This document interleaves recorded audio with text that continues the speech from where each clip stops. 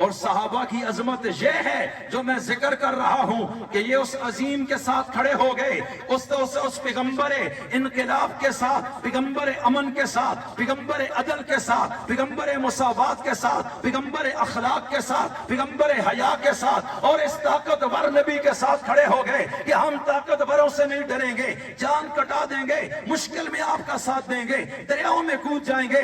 یہ وہ پیغام ہے آپ جو لے کر آئے ہیں، جو قیامت تک انسانیت کی ضرورت ہے۔ تو میرے نبی نے پوچھا ہوگا طاقتور حملہ کرے گا، انہوں نے کہا ٹکرا جائیں گے، جائیداد چھوڑنی پڑی چھوڑ دیں گے، قبیلہ چھوڑنا پڑا چھوڑ دیں گے، بیویاں چھوڑنی پڑی چھوڑ دیں گے، بچے لٹانے پڑے لٹا دیں گے، تلواروں کی سائے میں کھڑا ہونا پڑا کھڑے ہو جائیں گے، نیزے کی انیوں پہ چڑھنا پڑا جی چڑھ جائیں گے، کوئی مسئلہ نہیں ہے۔ جب دل سے کلمہ پڑا ہے، خدا کو رب مانا ہے، آپ کو رسول مانا ہے، آپ کے پیغام کو سنا ہے، قرآن کو دل سے سنا ہے، آپ کی مجلس میں آپ کے خطبات ہم دل کی گہرائیوں سے سنتے سنتے آپ کی محبت میں غرق ہو گئے ہیں۔ اے مصطفیٰ، اشارہ کرنا آپ کا کام ہے، گردن کٹانا ہمارا کام ہوگا۔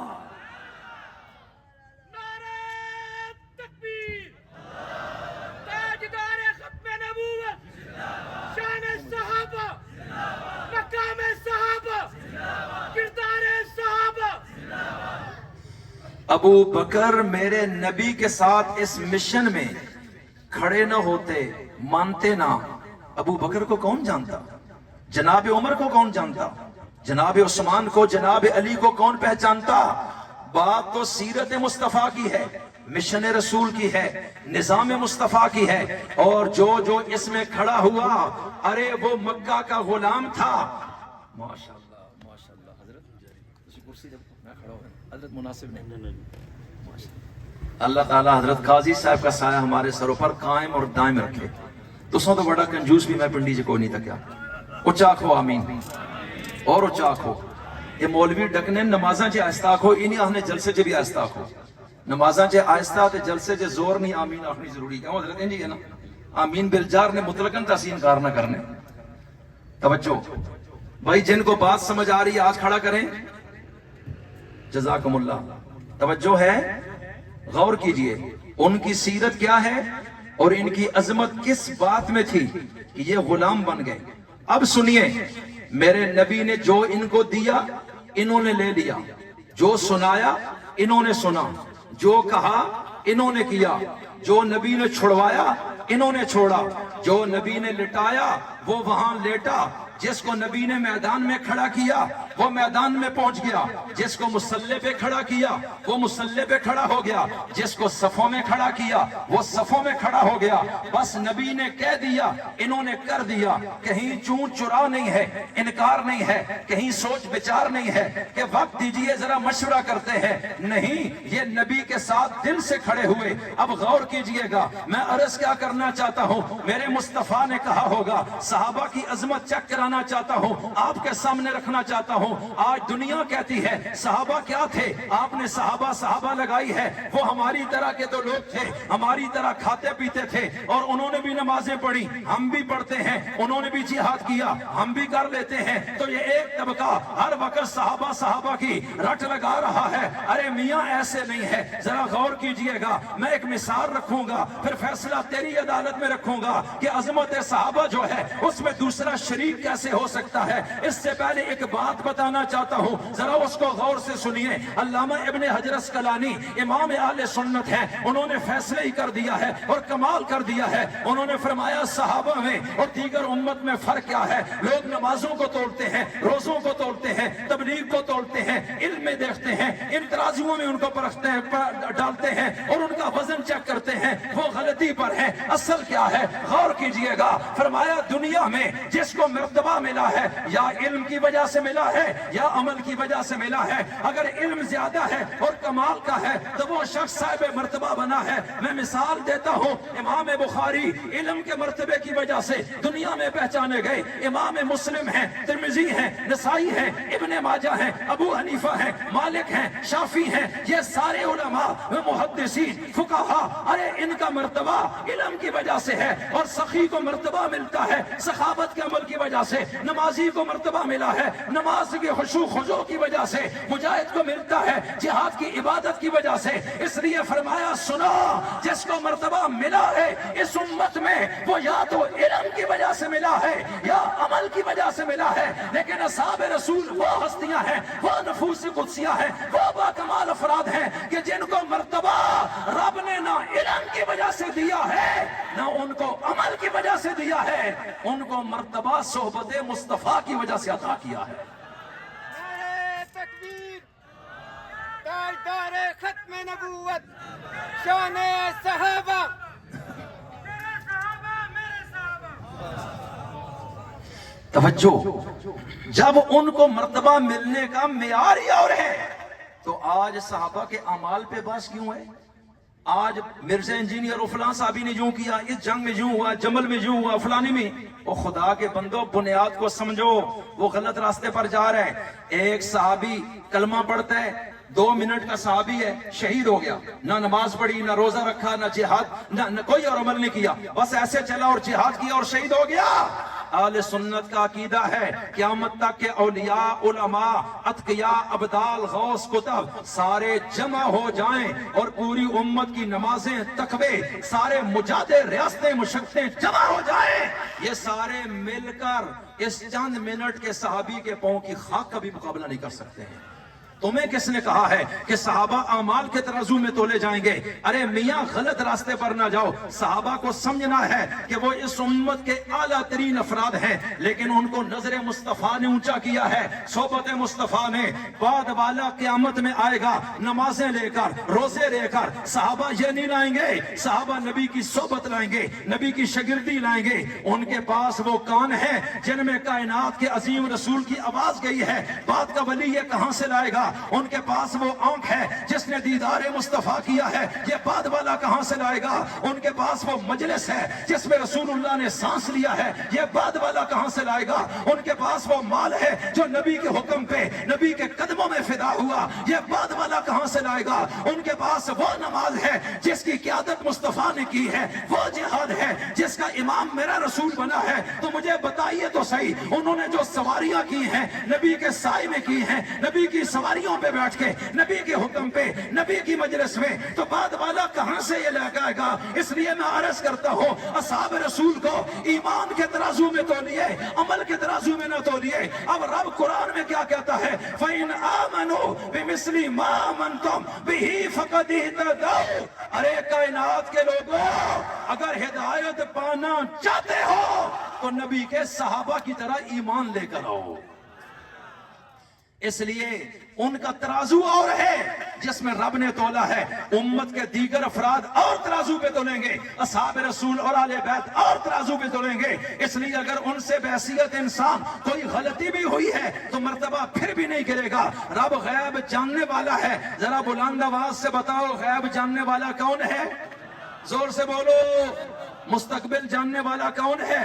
تو پھر میں کہتا ہوں جس نے قرآن اتارا ہے اس کو نہیں پتا تھا جنگ جمل ہوگی، جنگ صفین ہوگی، بعد میں پرابلم آئیں گے، اس نے ایڈوانس ایسے ہی کہہ دیا ہے کلم وعد اللہ الحسنہ، یہ سارے جنت کے وعدے ان سے ہو چکا ہے، رضی اللہ عنہم، ان سے خدا خوش ہو چکا ہے، اولئک هم الفائزون، یہ کامیاب ہو چکے ہیں، اولئک هم المؤمنون حقا، یہ پکے ایمان والے ہیں، اولئک هم الراشدون، یہ رشد و ہدایت کے مینارے ہیں، اولئک کتب فی قلوبہم الایمان۔ رب کہتا ہے اے کائنات کے لوگوں، محمد کے صحابہ کے دلوں میں ایمان میں خدا نے خود لکھا ہے، اور صرف لکھا نہیں، زینہ فی قلوبکم، ایمان کو خوبصورتی دے کر، زیور پہنا کر، میک اپ کر کے، اس کو حسین و جمیل بنا کر میں نے محمد کے صحابہ کے دلوں میں ڈال دیا ہے۔ اس لیے میں عرض کرتا ہوں میرے نبی نے کیا فرمایا؟ اذا رأیتم الذین یسبون اصحابی، جب بھی کسی بدبخت کو دیکھو میرے کسی بھی صحابی کی توہین کرتا ہے، تنقیص کرتا ہے، تذلیل کرتا ہے، کم تر کر کے بیان کرتا ہے، تو کیا کہنا ہے؟ تحقیق نہیں کرنی، دلیل نہیں مانگنی، کتاب کا حوالہ نہیں مانگنا، یہ کمزور ایمان کی دلیل ہے۔ ہو صحابی اور اس پہ کوئی عیب جوئی کرے، ہو صحابی اس کی کوئی تنقید تنقیس کرے میرا صحابی ہے تمہیں میری نسبت دیکھنی چاہیے. اذا رأیتم الذین یسبون اصحابی کہ صحابی کس کا ہے تمہیں یہ نظر نہیں آ رہا اور میری نسبت کو نظر انداز کر کے وہ اس ہستی کے کردار پہ بات کرتا ہے, اس کی جنگ پہ بات کرتا ہے, اس کی صلح پہ اعتراض کرتا ہے. اس لیے میں عرض کرتا ہوں مصطفیٰ نے قیامت تک دروازہ بند کر کے اصحاب رسول کی عظمت کو محفوظ کر دیا ہے. ارے توجہ کیجئے گا, نبی کیا کہتا ہے کہ جب تم ایسے لوگوں کو دیکھو جو میرے صحابہ کو برا بلا کہتے ہیں, سب کو شتم کرتے ہیں, فقولو تو بس اتنا ہی کہہ دینا لعنت اللہ علی شرکم, تمہاری یہ شرارت پر خدا کی لعنت برسے. اس لیے کہ صحابی کے خلاف اس طرح کی بات سوائے شرارت کے ہو ہی کچھ نہیں سکتا. اس لیے میں عرض کرتا ہوں صحابہ کو یہ عظمت دینے والا کون ہے؟ ذرا زور سے بولو, اوے زور سے بولو. قرآن اتارنے والا کون ہے؟ ان کو جنت دینے والا کون ہے؟ تو پھر قرآن بھی جھوٹا نہیں, مصطفیٰ بھی جھوٹا نہیں ہے, تو تیری اس تقریر کا کوئی فائدہ, تیری تحقیق کا کوئی فائدہ سوائے لعنت منہ پہ ملنے کے تجھے کبھی بھی کچھ نہیں ملے گا. اس لیے محبت رسول کے پلڑے میں آ جاؤ کہ انہوں نے نبی پر فدا ہو کر دکھایا ہے. تو جو نبی کا پروانہ ہے ارے وہ تو صاحب تعریف ہوتا ہے, وہ صاحب تنقیس نہیں ہو سکتا. تو غور کیجئے, میرا ایک سوال ہے, اصحاب رسول نے کیا ایسا کارنامہ کیا؟ کوئی کہہ سکتا ہے ابھی بھی تو مجاہد گردن کٹا دیتے ہیں, کیا یہ نبی کے عاشق نہیں؟ ارے میاں ان میں اور ان میں کیا فرق ہے؟ ایک فرق تو میں نے واضح کیا, ذرا اگلی بات بھی سنیے. میرے نبی کیوں آئے ہیں؟ انہوں نے آ کر ایک سبق دنیا کو دیا ہے کہ ہم سب کا رب کون ہے. ذرا بلند آواز سے بولنا ہے, سارے بولیے کون ہے. یہ سبق پڑھ لو کہ کوئی جاگیردار, کوئی طاقتور, کوئی بادشاہ, کوئی حاکم, کوئی زوردار, کوئی بڑے سے بڑا بن جانے والا, کوئی طاغوت رب نہیں ہو سکتا, زندگی موت کا مالک نہیں ہو سکتا. یہ زمین بھی اس نے بنائی ہے, آسمان اس نے بنایا ہے. اگر وہ تمہارے ساتھ ہے تو مسئلہ حل ہے, چاہے مقابلے میں ساری دنیا آ جائے. اس لیے اس رب کو پانے کے لیے اگر جائیداد چھوڑنی پڑے تو کبھی دیر نہ لگانا, اولاد قبیلہ چھوڑنا پڑے کبھی دیر نہ لگانا. مصطفیٰ نے یہ سبق بتایا ہے, رب کے بندے بن کے رہو. عبدیت اور ربوبیت کے درمیان جو رشتہ ہے اس کو کبھی کمزور نہ ہونے دینا, بس پھر تم فاتح بنو گے, کامیاب بنو گے, جنتی بنو گے, غالب آ جاؤ گے. غور کیجئے گا, ان کنتم الاعلون ان کنتم مؤمنین. اور اللہ قرآن میں کیا کہتا ہے؟ مصطفیٰ سے محبت کرنا ہے, سب سے بڑھ کے کرنا ہے. اگر تم نے اپنی اولادوں کو, والدین کو, اپنی جانوں کو, اپنے خاندانوں کو, اپنے قبیلوں کو, اپنے مال و منال کو, اپنی تجارت کو, اپنی کوٹھیوں بنگلوں کو اگر تم نے نبی پر ترجیح دی ہے, نبی کی محبت میں مقدم کیا ہے, نبی کے حکم سے مقدم کر لیا ہے, نبی کے حکم کو توڑ دیا ہے, تو پھر یاد رکھنا اللہ کی طرف سے سزا ہوگی, عذاب آئے گا, ذلیل ہو جاؤ گے. لیکن سنو, اگر نبی کہہ دے جہاد میں نکلو, بے شک نکل جانا. نبی کہہ دے مال قربان کرو, کر جانا. اس لیے کہ ہم نے تمہاری بلندی کا راز مصطفیٰ کی غلامی میں رکھا ہوا ہے. زور سے کہو سبحان اللہ. صحابہ نے دل سے کلمہ پڑھا یا اوپر اوپر سے؟ اللہ کو رب دل سے مانا یا اوپر اوپر سے؟ سنو, آپ لوگ کہتے ہیں جب انہوں نے یوں کہا اشہد ان لا الہ الا اللہ, اللہ کے علاوہ کسی کو ہم الہ نہیں مانتے, ہم صرف اس کو, تو جناب 360 انہوں نے گرا دیے. بیت اللہ میں جو نصب تھے ان کو توڑ دیا اور پھر ان کی پوجا ختم. ارے میاں یہ خارجی بت ہے, کچھ اندرونی بت بھی ہیں. میں ذرا ادھر بھی توجہ لاؤں گا تاکہ مقام اصحاب رسول, عظمت اصحاب رسول کھل کے میرے عزیزوں کے قلب و جگر میں پیوست ہو, اور مرتے دم تک یہ عقیدہ دماغ میں بٹھا لیجئے. آج دنیا پیسے کو خدا سمجھتی ہے, زمین کو خدا سمجھتی ہے, اور اس کے لیے بندہ مار دیتی ہے, قبضہ کر دیتی ہے, جھوٹی گواہی دے دیتے ہیں, رشوت دیتے ہیں, دوائی پھیر دیتے ہیں, بہنوں کا حق وراثت میں کھاتے ہیں, بیویوں کا حق مار کھا جاتے ہیں, یتیم کا مال وہ پٹور خانے میں نمبر آگے پیچھے کر کے رشوت دے کے قابو کرتا ہے, کیونکہ پیسے میں جان پھنسی ہوئی ہے. پیسے کی وجہ سے ایمان خراب ہوتا ہے, پیسے ہی کی وجہ سے وہ گویا کہ یہ بت ہے. ارے توجہ, حب مال یہ وہ بت ہے جو اندر پڑ رہا ہے, حب جا یہ وہ بت ہے جو اندر پڑ رہا ہے. تو مصطفیٰ نے جو ہی کلمہ ان سے پڑھوایا تو باہر کے بت تو گرا دیے ہیں, لیکن جو اندر کا ایک بت ہوتا ہے کہ مال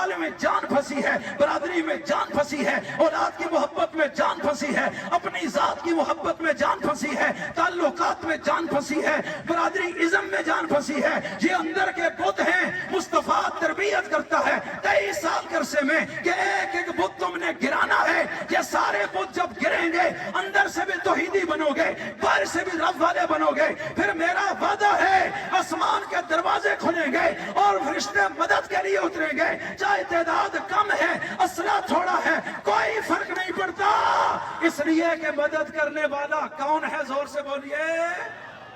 نبی نے کہا دل سے کلمہ پڑھا ہے تو پھر امتحان کے لیے تیار ہو جاؤ. 13 سال نبی نے اپنی خانقاہ میں ان کی تربیت کی، ان کا تزکیہ کیا. اب رب آزماتا ہے کہ اندر کے بتوں کا کیا حال ہے. چیک کرتے ہیں، نمازیں بھی پڑھتے ہیں، نبی کے ساتھ بیٹھتے بھی ہیں، لیکن امتحان تو میں لوں گا. ارے غور کیجئے گا میرے عزیزوں، میں عرض کیا کرتا ہوں، بڑی اہم بات، اور 3-4 منٹ میں بات ختم کرنا چاہتا ہوں. میری بات پہ غور کیجئے گا. عرض کیا کرنا چاہتا ہوں، پھر رب نے نبی کو فرمایا کہ مکہ کا بدماش ان کو سجدہ نہیں کرنے دے گا، وہ میرے مقابلے میں ہے، وہ شیطان کا پجاری ہے، وہ طاغوت کی طاقت کو مانتا ہے اور رب کی طاقت کے سامنے نہ جھکتا ہے، نہ غریبوں کو جھکنے دیتا ہے. اور اس میں رکاوٹ کیا ہے کہ یہ لوگ اپنے گھروں میں رہتے ہیں، جائیدادوں میں، بزنس میں، قبیلے میں، اور وہ اس مجبوری سے فائدہ اٹھا رہا ہے. لہٰذا ان کو کہہ دو اللہ کے لیے نکلو، ایمان بچا کر، توحید بچا کر، سجدے بچا کر، تقویٰ بچا کر، اور جائیداد کو چھوڑ دو، گھر چھوڑ دو، خاندان چھوڑ دو، اولاد چھوڑ دو، بیوی چھوڑ دو، تعلقات چھوڑ دو.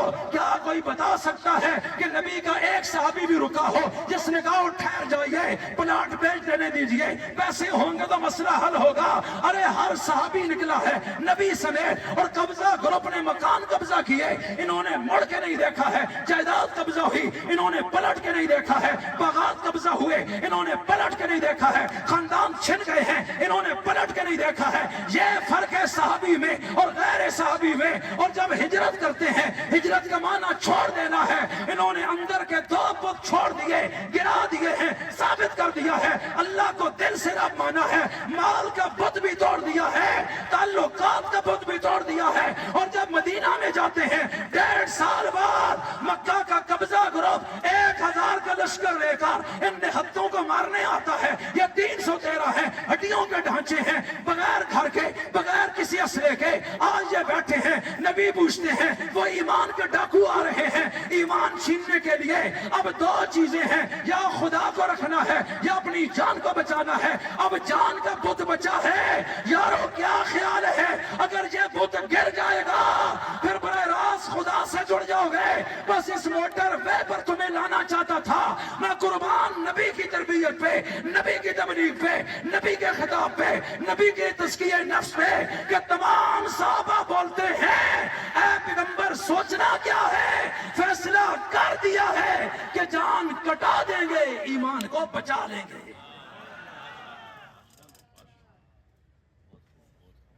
صحابہ سچے تھے یا جھوٹے تھے؟ وہ زور سے بولو. دلوں کا حال کون جانتا ہے؟ تو میں اللہ سے پوچھوں گا نا، کسی چرسی بنگی سے تو نہیں پوچھوں گا تیرے نزدیک وہ صحیح تھے یا نہیں. سب سے سچا کون ہے؟ بولو نا یار. پارہ 11 میں یا ایھا الذین آمنوا اتقوا اللہ، اے ایمان والو اللہ سے ڈرتے رہنا. کونوا مع الصادقین، سچوں کے ساتھ جڑے رہنا. یا اللہ سچے کون ہیں؟ دوسرے مقام پہ فرمایا اولئک ھم الصادقون، نبی کے سارے صحابہ سچے ہیں. زور سے کہو اور زور سے کہو. تو 2 آیتوں کو جوڑو تو رب کیا کہتا ہے؟ صحابہ سارے سچے ہیں اور تم سچوں کے ساتھ جڑے رہنا. تو ہم نے صحابہ سے جڑنا ہے یا صحابہ سے کٹنا ہے؟ زور سے بولو. 313 میرا تصور، نبی نے فرمایا ہوگا دیکھو تلواریں بھی پاس نہیں، جوتیاں پاؤں میں نہیں، اوپر زرہ نہیں، خود نہیں، سواریاں مکمل نہیں، 72-76 سواریاں ہیں، 313 پیدل ہے، 2 ہجری روزے فرض، سورج کہر برسا رہا ہے، 80 میل کا پیدل سفر ہے، پاس کچھ بھی نہیں، دشمن 1000، ہر شخص مسلح، تیر کمان کے ساتھ، ناچنے والی طوائفوں ان کے ساتھ، شراب کے ڈول بھرے ہوئے ان کے ساتھ، کئی مہینے کا سامان ان کے پاس، اور پیچھے سے کمک آنے کے بھی کبھی امکان ہے۔ قبائل ان کی بیک پہ کھڑے ہیں، تمہاری بیک پہ بھی کچھ نہیں ہے۔ اور پھر ایک شخص نہتا ہے صحابی جس کے پاس نہ لوہے کی ٹوپی، نہ لوہے کا لباس، نہ سواری، نہ تلوار، ہاتھ خالی ہے، ڈنڈا یا سوٹا ہے، سوائے اس ایمان کے کہ مدد کرنے والا زیادہ طاقتور ہے، اللہ سب سے بڑا ہے، اس کے وعدے سچے ہیں۔ یہ 4 ہوں 10 ہوں، ہم ڈرنے والے نہیں ہیں، ہم جان دینا چاہتے ہیں۔ تو میرے عزیزوں، یہ میدان میں پہنچتے ہیں، آپ کی عقل کیا کہتی ہے، سائنس کیا کہتی ہے، تجزیہ کیا کہتا ہے، ریسرچ کیا کہتی ہے کہ 3 بندے اسلحے والے ہوں اور موٹے تکڑے ہوں اور ایک نہتا ہڈیوں کا ڈھانچہ ہو اور آمنا سامنا ہو جائے، تو کیا ہڈیوں کا ڈھانچہ جیتے گا جس کے ہاتھ میں کچھ بھی نہیں ہے؟ یہ تو 100% مر جائے گا۔ عقل کہتی ہے نہیں بچے گا، تو وہاں بھی یہی منظر ہے۔ لیکن سوائے رب پر توکل کے اور کیا چیز ہے کہ ہمارا ایمان اس میں ہے، نہ پیسے میں ہے، نہ طاقت میں ہے، نہ کثرت میں ہے، نہ اسلحے میں ہے، نہ خاندان میں ہے، نہ برادری میں ہے، نہ افراد کی قلت اور کثرت میں ہے۔ ہمارا ایمان اس رب پہ ہے جس نے آسمان کو بنایا ہے، زمین کو بچھایا ہے، پہاڑوں کو کھڑا کیا ہے، سمندروں کو چلایا ہے، جس نے ایک بیج سے 25 سال میں درخت بنا دیا ہے۔ ارے وہ رب سب سے طاقتور ہے جو پتھر پھاڑ کر قوم سمود کے سامنے اونٹنی کو جنم دیتا ہے، اس کے پیٹ سے بچے نکال دیتا ہے، موسیٰ کی لکڑ لگنے سے سمندر میں راستے بنا دیتا ہے۔ وہ رب سب سے طاقتور ہے، اس کے لیے کچھ بھی ناممکن نہیں، اس لیے وہ تنہا نہیں چھوڑے گا۔ وہ بھی سچا ہے، رسول بھی سچا ہے۔ ہم نے مال دیا ہے، جان دے رہے ہیں، خاندان چھوڑا ہے، علاقہ چھوڑا ہے، قبیلہ چھوڑا ہے، اولاد چھوڑی ہے، قبیلہ کنبہ مال تجارت سب چھوڑ دیا ہے، محبت رسول میں غرق ہو گئے۔ اس لیے آج میدان میں کھڑے ہیں۔ اب ذات کا بت گرانا تھا، آخری امتحان آتا ہے، اور جب یہ میدان میں پہنچے پوچھئے حضرت سے کیا میرے نبی سجدے میں نہیں گئے، کئی گھنٹے روئے نہیں ہیں، آنسو نہیں بہائے، ارے زمین میں اپنی پیشانی مٹی میں نہیں رگڑی ہے اور رو رو کے نہیں کہا ربا اگر یہ مٹ گئے قیامت تک تجھے ماننے والا بھی کوئی نہیں ہوگا، تجھے سجدہ کرنے والا بھی کوئی نہیں ہوگا۔ یہی ہے جو دین کی بنیاد ہے، یہی ہے جو عقیدے کا تحفظ ہے، یہی ہے جو تیرے سجدوں کی ضمانت ہے۔ اس لیے ربا اگر تو نے انہیں بچانا ہے اپنی ربوبیت کو بچائے گا۔ اگر یہ شکست کھا گئے کوئی یہ نہیں کہے گا محمد اور صحابہ ہارے، لوگ کہیں گے محمد کا خدا ہارا ہے، ابو جہل کے خدا جیت گئے ہیں۔ اس لیے ربا آج تیری کبریائی کا واسطہ تیرا وعدہ ہوا تھا ان الذین قالوا ربنا اللہ، کہ جنہوں نے یہ کہہ دیا ہمارا رب اللہ ہے، ثم استقاموا، اور پھر وہ ڈٹ گئے، ڈاماڈول نہیں ہوئے، ایمان کو ثابت کیا ہے کہ مجھے ہی رب مانتے ہیں، تتنزل علیہم الملائکہ، جب ان پہ مشکل آئے گی میں ان کے لیے آسمانوں سے فرشتے اتار دوں گا۔ ربا آج وہ وعدہ پورا کر۔ آخری بات، نبی سجدے میں ہے، جبریل آ کے کہتے ہیں سر اٹھائیے۔ اے جبریل کیا پیغام ہے؟ آ جائیں۔